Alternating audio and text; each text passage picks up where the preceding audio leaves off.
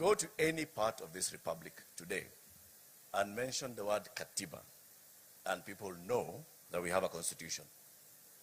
That anchors the fact that we, the people, are the owners of this constitution. We are the sovereign in this constitution. We delegate our sovereignty to institutions and to public offices. And for that reason, we heard the various institutions speaking earlier today, and we also have the very top of our arms of government on this panel. Let's clap for them as we start this conversation. I want to start by just acknowledging some of the words that you said, Your Excellency, in your remarks to set the scene for today. You said accountability cannot end with defending institutional territory, observing procedure, or publishing reports.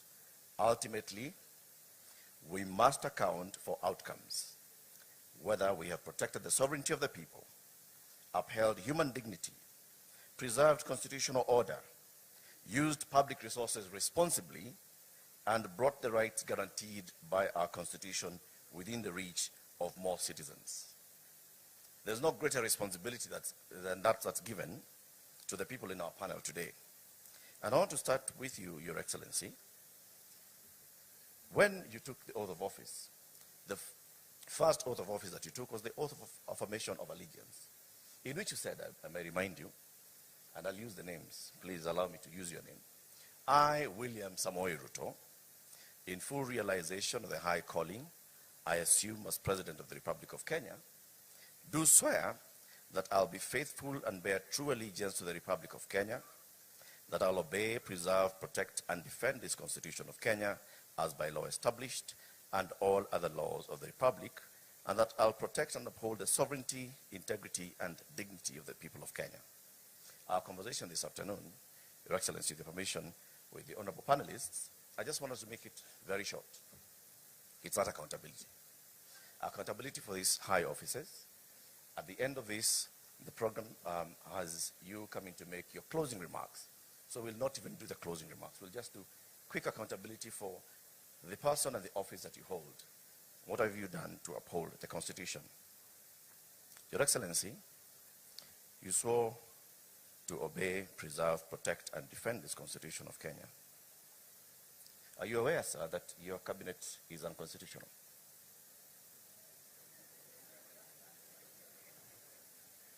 Thank you very much, Eric. I am fully aware that the court has made a determination and given me time to realizing that that is work in progress to be able to do what I need to do. But in that context, let me speak to my oath of office in a broader context, and to speak to this day, Katiba Day. And as I have said in my earlier statement, this is not just a ritual. This is a time for us to reflect and account for what we have done in 16 years with respect to the tenets, the principles, the mandate, and the requirement of our Constitution. And putting that in the context of my oath of office and being accountable for that oath of office, and putting it in the context of what, again, I said earlier in terms of how do we account for the authority that we exercise and whether that is making impact on the people of Kenya, especially on what you said, whether more and more citizens are closer to the rights that the Constitution envisaged. And I will say the following. that by way of accountability, when we seek a mandate like the way I did, I made commitments to the people of Kenya. And those commitments were not just statements. They were not just slogans. They were commitments that ultimately I must be held account, because that is what the Constitution demands of me as president. And I would want to put it in this context. Number one, I made commitments about how to transform the nation and what I need to do. And I made proposals to the people of Kenya that this is how I intend to stabilize the economy. This is how I intend to make sure that we have access to health getting to the majority of citizens. This is how I intend to work on making sure that there is decent housing as it's required by the Constitution. This is how education that is provided for as an obligation to government in the Constitution, this is what we are going to do. This is how we are going to work on access to water and all the other requirements of the Constitution. And I can confidently tell the nation today that subsequent to my election and my commitment that I will be faithful to the Constitution, we have done whatever we needed to do, difficult as it may have been, to stabilize our economy. Today, our economy is the 6th largest economy in Africa. Our interest rates have come down. Our exchange rates have come down and stabilized. Our inflation has come down and stabilized. And our sovereign debt position is way different from what it was. We did not only,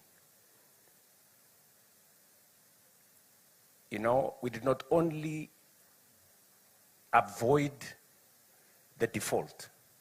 We've gone ahead to create a much more stable economy. Allow me to bring you back to my question. Let me, so that I don't lose my trend of thought. Okay. Let me say that often I have been asked, you committed yourself that you will reduce on debt and on borrowing. And I want to answer that question in this forum because prudent management of public resources is part of accountability, is part of accounting by leaders. Sometimes we reduce accountability to just be about, corruption and those other things, which are fundamental. But the worst form of corruption is to make a commitment that you have no intention of keeping. True. And so when I made a commitment that we are going to think of how to develop our country without burdening ourselves with too much borrowing or debt, and sometimes disproportionately disadvantaging generations that come after us. Right. I can say on this podium today, if you look at where we were in terms of debt and where we are today, we have significantly, by multiples, reduced the rate of acquisition of debt in our country. Let me give you an example. When Moi left office, we had a sovereign debt of 630 billion. That is what Kibaki inherited. In 10 years, Kibaki took that sovereign debt to 1.8 trillion. That is 3 times, by a multiple of 3, roughly. When my brother, President Uhuru, left office in 2022, he left behind a debt of 10.3 trillion. It had grown by 5 times, 500% in 10 years. In my 5 years, that debt has grown from 10.3 trillion to 13 trillion. In 5 years, that debt has not grown by multiples. It has grown by 27%. And therefore, the commitment I made that while we will continue to invest and develop our country, we will do it in such a manner that we reduce on borrowing, we reduce on debt, and we grow our economy sustainably. So I'm just giving an example of how accountable one must be. So back to my question, sir. I will come to your question. Just allow me to set the context. I just want to phrase it again. Yes. So that we don't lose track of what we are saying. And you've used the words that I do not want to repeat, but let me just use them. Worst form of commitment, of corruption, is making commitments that you do not keep. Yes. You made a commitment in your gender charter to have a 50% representation of each gender in your cabinet. Today, your cabinet is unconstitutionally composed of the requirement not more than 2/3 of the same gender. I just want to seek, because the issue here is constitutional accountability. Correct. Excellency. Correct. So in that regard, because this sends a strong signal to the rest of the Republic, what is your answer to that? Why is the cabinet unconstitutional? What are you going to do about it? There is a court order that has not been vacated by any other court that has given you until the 28th of October to reconstitute your cabinet. Correct. Precisely what I'm telling you is, in the context of commitments that you make, you may not necessarily get 100%, but you can get 80%. In your estimation, have you passed that exam or did you not pass? If the commitments you made, you have achieved 80%. There are some commitments that are work in progress.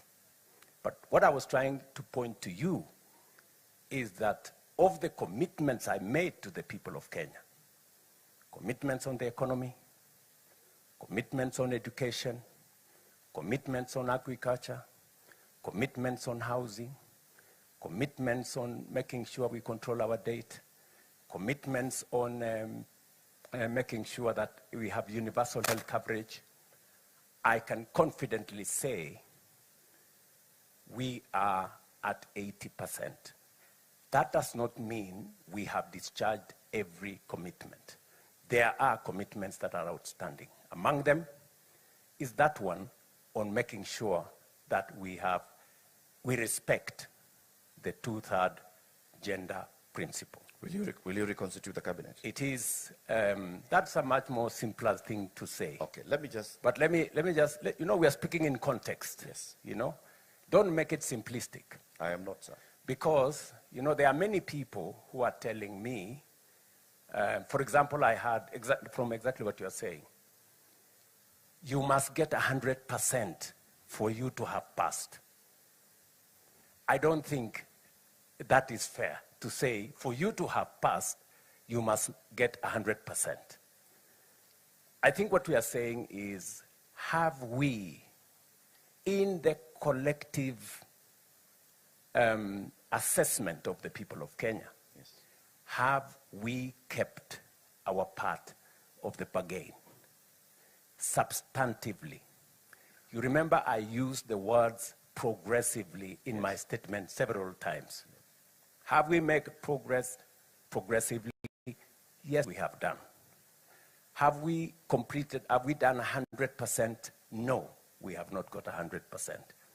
Some of it, as was said here by leaders, is work in progress.